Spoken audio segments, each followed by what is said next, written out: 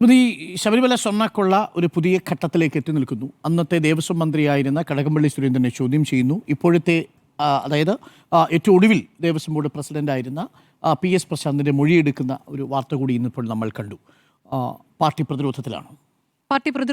Sabarimala സ്വർണ്ണക്കൊള്ളയിൽ party പ്രതിരോധത്തിലാണ് എന്നുള്ളത് ഇന്നുണ്ടായ സാഹചര്യമല്ല. ഇന്നിപ്പോൾ കടകംപള്ളിയുടെ ചോദ്യം ചെയ്തു എന്നുള്ള വാർത്ത കൂടി വരുമ്പോൾ അത് കൂടുതൽ വ്യക്തമാകുന്നു എന്നുള്ളതാണ്. ഈ തെരഞ്ഞെടുപ്പ് അവലോകനത്തിന് ശേഷം പാർട്ടി സെക്രട്ടറി നടത്തിയ വാർത്താ സമ്മേളനത്തിലും തെരഞ്ഞെടുപ്പ് പരാജയവുമായി ബന്ധപ്പെട്ട ഒരു ഭരണവിരുദ്ധ വികാരമില്ല, ശബരിമല സ്വർണ്ണക്കൊള്ള ബാധിച്ചിട്ടില്ല എന്നാണ് പറഞ്ഞത്. പകരം ശബരിമല സ്വർണ്ണക്കൊള്ളയുമായി ബന്ധപ്പെട്ട് കോൺഗ്രസും BJPയും സംയുക്തമായി നടത്തിയ ആരോപണങ്ങൾ, പ്രചാരണങ്ങൾ, അതാണ് തെരഞ്ഞെടുപ്പിൽ ബാധിച്ചത് എന്നാണ് പാർട്ടി സെക്രട്ടറി പറഞ്ഞത്.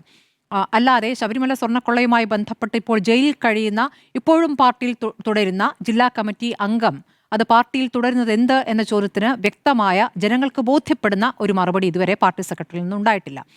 അതിന് അദ്ദേഹം പറയുന്നത് പാർട്ടിക്ക് ബോധ്യപ്പെടുന്ന തെളിവുകൾ മുന്നിൽ വന്നിട്ടില്ല എന്നുള്ളതാണ്. അപ്പോൾ പാർട്ടിക്ക് ബോധ്യപ്പെടുന്ന തെളിവുകൾ എപ്പോഴാണ് വരിക എന്നുള്ളതാണ് മനസ്സിലാക്കേണ്ടത്, നാം അറിയേണ്ടത്. കാരണം ഇതിൽ സൂത്രധാരൻ പത്മകുമാറാണ് എന്നതടക്കമുള്ള വിവരങ്ങൾ വരുന്നു.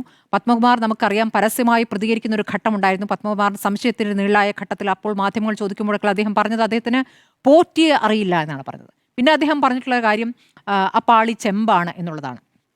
സ്വർണ്ണമാണോ എന്നാണ് അദ്ദേഹം ചോദിക്കുന്നത്. അപ്പോൾ ശബരിമലയുമായി ഏറ്റവും അടുത്ത ബന്ധമുള്ള കുടുംബത്തിൽ നിന്നാണ് താൻ എന്ന് അദ്ദേഹം പലപ്പോഴും അഭിമാനപൂർവ്വം പറഞ്ഞിട്ടുള്ള പത്മകുമാർ ആ സ്വർണ്ണപ്പാളിയുമായി ബന്ധപ്പെട്ട് അവിടെ നിന്ന് സ്വർണ്ണപ്പാളി നഷ്ടപ്പെട്ടത് അറിഞ്ഞിട്ടേ ഇല്ല എന്ന് പറയുന്നത് വിശ്വസിക്കാൻ, ഒരു സാധാരണ മനുഷ്യന് വിശ്വസിക്കാൻ ബുദ്ധിമുട്ടാണ്. കാരണം പുറത്തേക്ക് വരുന്ന തെളിവുകൾ അങ്ങനെയല്ല. ഇനി പോറ്റി എപ്പോൾ ശബരിമലയിൽ വന്നു എന്നുള്ള ചോദ്യം ചോദിക്കാവുന്നതാണ്. അത് ഏത് കാലത്ത് വന്നു എന്നുള്ള ചോദ്യം ചോദിക്കാവുന്നതാണ്. രാഷ്ട്രീയമായ ചോദ്യമൊക്കെ ചോദിക്കാം. പക്ഷേ അന്ന് അയാൾ അവിടെ ഈ തരത്തിലുള്ള കാര്യങ്ങൾ ചെയ്തിട്ടില്ല എന്നുള്ളതാണ് നമ്മുടെ മുന്നിലുള്ള ഇപ്പോഴത്തെ തെളിവ്. ഇപ്പോൾ നമ്മൾ പരിശോധിക്കുന്നത് അവിടെ UB ഗ്രൂപ്പ് കൊണ്ടുവന്ന സ്വർണ്ണപ്പാളികൾ, അത് 30 കിലോ സ്വർണ്ണം ഉണ്ടായിരുന്നു. 98-ലാണ് ആ സ്വർണ്ണപ്പാളികൾ പലയിടത്തായി അത് സ്ഥാപിച്ചത്. അന്ന് തന്നെ അത് വലിയ വാർത്തയായിരുന്നു. അതിനുശേഷം അയാൾ വാർത്താ സമ്മേളനം നടത്തിയിട്ടുണ്ടായിരുന്നു. ആ വാർത്താ സമ്മേളനവും ഒക്കെ എല്ലാത്തിനും രേഖകളുണ്ട്. ഈ സ്വർണം പൂശാൻ വേണ്ടി തന്നെ ഹൈക്കോടതിയുടെ അനുമതി തേടിയിട്ടുണ്ട്. ഹൈക്കോടതി കൊടുത്ത അനുമതിയുടെ വിവരങ്ങളടക്കം ഈ പറയുന്ന ശബരിമല ിലുണ്ട് ആ രേഖകളടക്കം. അപ്പോൾ അതടക്കം കോടതിയുടെ മുന്നിലുള്ളതാണ്. അപ്പോൾ ഇത് നഷ്ടപ്പെട്ടു എന്നിടത്താണ് ഈ കാര്യങ്ങളൊക്കെ വരുന്നത്. അപ്പോൾ 2019-ലാണ് ആദ്യമായി പാളി അവിടെ നിന്ന് എടുത്തുകൊണ്ടുപോകുന്നത്. അപ്പോഴേക്കും ഇയാൾ അവിടെ ഒരു വലിയ ആളായി മാറിയിരിക്കുന്നു. അതിനു മുമ്പ് വരെ ശാന്തിക്കാരൻ്റെ സഹശാന്തിയായി അവിടെ നിൽക്കുകയും പിന്നീട് അയാളുടെ ഇടപാടുകൾ അത്ര ശരിയില്ല എന്ന് കണ്ട് പറഞ്ഞു വിടുകയും ചെയ്ത ആൾ വീണ്ടും അവിടെ തിരിച്ചെത്തുന്നത് ഉറപ്പായിട്ടും അത് തന്ത്രിയുടെ സ്വാധീനത്തിലാണെന്നുള്ള വിവരങ്ങളുണ്ട്. അതിനുശേഷം ആ സ്വാധീനം എവിടേക്കൊക്കെ പോയി എന്നുള്ളതാണ് പ്രശ്നം. നോക്കൂ, ആരാണ് ഇവിടെ ഭരിക്കുന്നത്?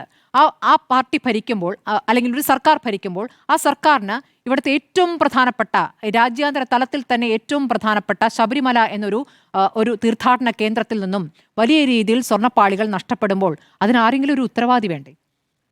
ഞങ്ങൾക്ക് അല്ലെങ്കിൽ സർക്കാരിന് ജാഗ്രത കുറവ് പറ്റി, അല്ലെങ്കിൽ അതിന് ചുമതല ഏൽപ്പിച്ചവർക്ക് ജാഗ്രത കുറവ് പറ്റി എന്നൊരു പ്രതികരണം ഏതെങ്കിലും ഘട്ടത്തിൽ പാർട്ടിയിൽ നിന്ന് പുറത്തു വന്നിട്ടുണ്ടോ? ഇതുവരെ വന്നിട്ടില്ല എന്നുള്ള പാർട്ടിക്കകത്തുള്ള വിമർശനങ്ങൾ ഉണ്ടായിട്ടുണ്ട്. പാർട്ടിക്കകത്ത് ഇത് ബാധിച്ചു എന്ന് പറഞ്ഞിട്ടുണ്ട്. പാർട്ടിക്കകത്ത്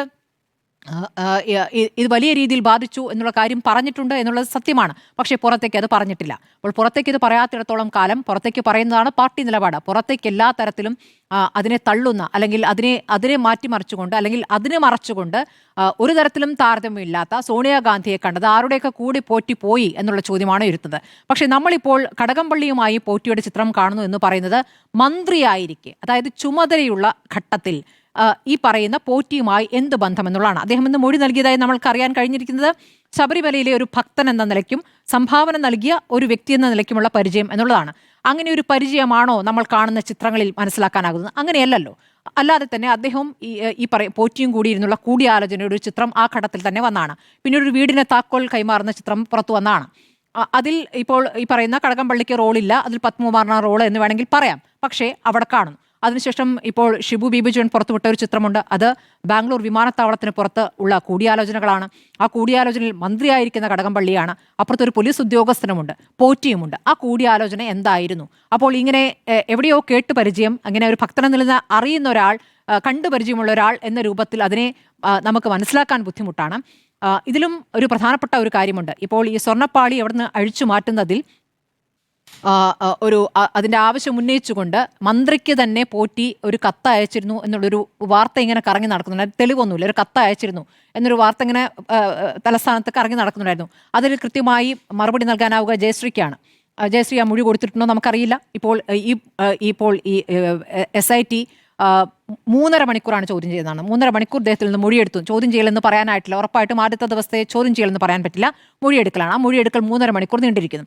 ആ 3.5 മണിക്കൂർ നീണ്ട ശേഷം അദ്ദേഹം ഇന്നിപ്പോൾ മാധ്യമങ്ങളോട് പ്രതികരിക്കുമ്പോൾ പത്മകുമാറിന്റെ മൊഴിയുടെ അടിസ്ഥാനത്തിലാണ് ഈ പറയുന്ന കടകംപള്ളിയിലേക്ക് SIT എത്തുന്നത്. പത്മകുമാർ മൊഴി നൽകിയത് എനിക്കല്ല അറിയുന്നത്, ഈ പറയുന്ന മന്ത്രിക്കാണ് അറിയുന്നത്. മന്ത്രി അറിഞ്ഞിട്ടാണ് ഞാൻ ഇയാളെ അറിയുന്നതാണ്, പോറ്റി അറിയുന്നതാണ് അദ്ദേഹം പറഞ്ഞത്. അപ്പോൾ അതിലൊരു ക്ലാരിറ്റി വരുത്തിയായിരിക്കും SIT ചെയ്തിട്ടുണ്ട്. ഇനി ഈ പറയുന്ന കത്ത് സത്യമാണെങ്കിൽ അതിലേക്ക് കൂടി പോയിട്ടുണ്ടാകണം. അപ്പോൾ എന്തൊക്കെയുണ്ട്? കാരണം ഇതൊരു ഒരു ഘട്ടത്തിൽ ഒരു തവണ മാത്രം നടന്ന കൊള്ളയല്ല, അതൊരു തുടർച്ചയാണ്. ആ തുടർച്ചയുടെ ഭാഗമായിട്ടാണ് അയാൾ വീണ്ടും അവിടേക്ക് വരുന്നത്. ഒരു തവണ വിജയിച്ചു, രണ്ടാമത്തെ തവണ വിജയിച്ചു, അപ്പോൾ വീണ്ടും അത് വിജയിപ്പിക്കാൻ വേണ്ടി വീണ്ടും പാളി മാറ്റാൻ വന്നുകൊണ്ടിരിക്കുകയാണ്. അങ്ങനെയാണ് 2024 വരാൻ ശ്രമിച്ചത്. 2024 അത് നടന്നില്ല. 2025 അത് അയാൾ ചെയ്തു. അപ്പോൾ അത് ചെയ്യുമ്പോൾ ആ സമയത്തെ ദേവസ്വം ബോർഡ് പ്രസിഡന്റ് സ്വാഭാവികമായും ചോദ്യം ചെയ്യും. ആ ചോദ്യം ചെയ്യൽ വേണമെന്നുള്ള കോടതി തന്നെ ആവശ്യപ്പെട്ടില്ല. എന്താണ് എത്താത്തതെന്ന് ചോദിച്ചിട്ടുണ്ടായിരുന്നു. അപ്പോൾ ആ ചോദ്യം ചെയ്യൽ അവിടെ നടന്നിരിക്കുന്നു. അദ്ദേഹത്തിന് പറയാനുള്ള കാര്യങ്ങൾ പറഞ്ഞിട്ടുണ്ടെന്ന് പറയുന്നു. ഇനി എൻ്റെ അടുത്തേക്ക് വരില്ല എന്ന ആത്മവിശ്വാസം കൂടി പ്രശാന്ത് പ്രകടിപ്പിക്കുന്നുണ്ട്. പക്ഷേ ആ ആത്മവിശ്വാസം കടകംപള്ളിയിൽ കണ്ടില്ല. കടകംപള്ളിയുടെ പ്രതികരണത്തെ പത്മകുമാറിന്റെ മൊഴിയെക്കുറിച്ച് ചോദിക്കുമ്പോഴേക്കും അദ്ദേഹം വാഹനത്തിലേക്ക് കയറി പോവുകയായിരുന്നു. ഇത് പാർട്ടി പ്രതിരോധത്തിലാണ് എന്ന് വെച്ചാൽ പാർട്ടി തദ്ദേശ തെരഞ്ഞെടുപ്പുമായി ബന്ധപ്പെട്ട പരാജയം സംഭവിച്ച ശേഷം അദ്ദേഹം നടത്തിയ പ്രതികരണങ്ങൾ, പാർട്ടി സെക്രട്ടറി നടത്തിയ പ്രതികരണങ്ങൾ തന്നെ അത് വ്യക്തമാണ്. അതിനുശേഷം ഒരു നെറേറ്റീവ് ഉണ്ടാക്കിയാണ്. സോണിയാഗാന്ധിയുടെ കയ്യിലെ ചരട് എന്ന നെറേറ്റീവിലേക്ക് കൊണ്ടുപോയി ഇന്ന് പോലും ആ വാദത്തിൽ ഊന്നാൻ ശ്രമിച്ചുകൊണ്ടിരിക്കുന്നത്. നമ്മുടെ മുന്നിൽ അറസ്റ്റിലായവരുടെ പാർട്ടി ബന്ധങ്ങൾ ഒരു പ്രധാനപ്പെട്ട ഘടകമാണ്. N. വാസു പാർട്ടിയുടെ ദേവസ്വം ബോർഡിന്റെ കമ്മീഷണറായിരുന്നു. ഇതുവരെ ഇല്ലാത്ത രീതിയിൽ ദേവസ്വം ബോർഡ് ഒരു മുൻ കമ്മീഷണറെ ബോർഡിന്റെ പ്രസിഡന്റ് ആക്കുന്ന നടപടിയിലേക്ക് കടന്നത് പിണറായി വിജയനുമുള്ള അടുത്ത ബന്ധത്തിന്റെ അടിസ്ഥാനത്തിലാണ്. N. വാസുവിന്റെ പാർട്ടി ബന്ധം അവിടെ നിൽക്കുന്നു. ഇപ്പോഴും പത്തനംതിട്ട ജില്ലാ കമ്മിറ്റി അംഗമായി പത്മകുമാർ തുടരുന്നു. വേറെയുമുണ്ട്. കഴിഞ്ഞ ദിവസം അറസ്റ്റിലായ N. വിജയകുമാർ സെക്രട്ടറിയിലെ CPM സംഘടനയായ സെക്രട്ടേറിയറ്റ് എംപ്ലോയീസ് അസോസിയേഷന്റെ പ്രസിഡന്റ് ആയിരുന്നു. അദ്ദേഹം അഡീഷണൽ സെക്രട്ടറിയായി ജോലി ചെയ്തയാളാണ്. അദ്ദേഹത്തെ കടകംപള്ളിയുമായി അടുത്ത ബന്ധമുള്ള ഉദ്യോഗസ്ഥനായതുകൊണ്ടാണ് അദ്ദേഹത്തിന്റെ കാലത്ത് ദേവസ്വം ബോർഡ് അംഗമാക്കിയത്. അപ്പോൾ കടകംപള്ളിയുമായിട്ടുള്ള ബന്ധം, പത്മകുമാറുമായിട്ടുള്ള ബന്ധം ഒക്കെയുള്ള ആളുകൾ തന്നെയാണ് ആ ഘട്ടത്തിൽ ഉണ്ടായിട്ടുള്ളത്. അപ്പോൾ ഈ ബന്ധം ഒരു വിഭാഗത്തിന് മാത്രമേ, അതായത് അറസ്റ്റിലായി കിടക്കുന്ന ആളുകൾക്കൊക്കെ ഇവരുമായിട്ട് ബന്ധമുണ്ട്. അപ്പോൾ ഇപ്പോൾ പുറത്തു നിൽക്കുന്ന ആളിതൊന്നും അറിഞ്ഞിട്ടില്ല എന്ന് പറയുമ്പോൾ അതിലൊരു ഉത്തരവാദിത്വം ഏറ്റെടുക്കാത്തൊരു കാര്യം കൂടിയുണ്ട്. കാരണം ഒരു സർക്കാരിന്റെ ബാധ്യതയുണ്ട്, ദേവസ്വം ബോർഡിന്റെ ബാധ്യതയുണ്ട്. ഇപ്പം ഇതൊന്നും ഞങ്ങൾ അറിഞ്ഞില്ല എന്ന് പറയുമ്പോൾ പിന്നെ ആരാണ് അറിയുന്നതെന്നേ, ആർക്കാണ് അതിൻ്റെ ഉത്തരവാദിത്വം എന്നൊരു ചോദ്യം ജനം ചോദിക്കില്ലേ? അപ്പോൾ ഈ കാര്യങ്ങൾ ഇനിയും വിശദീകരിക്കേണ്ടി വരുമെന്നുള്ളതാണ്. ഇനിയിപ്പോൾ ഈ പറഞ്ഞ കടകംപള്ളിയുമായി ബന്ധപ്പെട്ട അടുത്ത നിയമസഭാ തെരഞ്ഞെടുപ്പിലും അദ്ദേഹം മത്സരിക്കാൻ റെഡിയായി നിൽക്കുകയായിരുന്നു എന്നാണ് വാർത്തകൾ കേട്ടിരുന്നത്. അപ്പോൾ അതിനുള്ള സാധ്യത എത്രത്തോളം എന്നൊരു ചോദ്യമുണ്ട്. ഇനി പാർട്ടി സെക്രട്ടറി കടകംപള്ളിയുടെ മൊഴിയെടുത്തതുമായി ബന്ധപ്പെട്ട് എന്തു പറയുന്നു എന്നതും ഒരു രാഷ്ട്രീയ കൗതുകമാണ്. പക്ഷേ SIT ഈ പറയുന്ന അദ്ദേഹത്തിലേക്ക് എത്താൻ വൈകിട്ടുണ്ട്. അത് ഒരു വിഷയം തന്നെയാണ്. കാരണം തദ്ദേശ തെരഞ്ഞെടുപ്പിന് മുമ്പ് തന്നെ പത്മകുമാറിന് വളരെ മുമ്പ് തന്നെ കടകംപള്ളിയുമായി ബന്ധപ്പെട്ട മൊഴി നൽകിയെന്നുള്ള വിവരങ്ങൾ പുറത്തു വന്നാണ്. എന്തുകൊണ്ട് അദ്ദേഹത്തിലേക്ക് പോകാൻ ഇത്രയും വൈകി എന്നുള്ളതാണ്. SITയെ സംബന്ധിച്ച് വളരെ കുറച്ച് സമയമേ ഉള്ളൂ. 60 ദിവസത്തിനുള്ളിൽ തന്നെ ചാർജ് ഷീറ്റ് നൽകണം. അപ്പോൾ ഇനി 2 ആഴ്ചയുടെ സമയത്തിനകം അത് നൽകേണ്ടി വരും.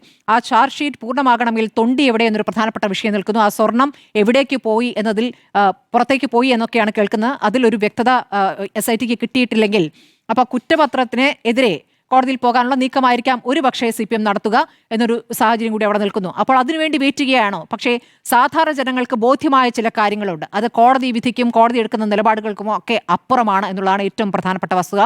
അപ്പോൾ അങ്ങനെ നോക്കുമ്പോൾ പാർട്ടി പ്രതിരോധത്തിലാണ്. ഇത് ഇവിടെ നിൽക്കില്ല, അത് തുടരും.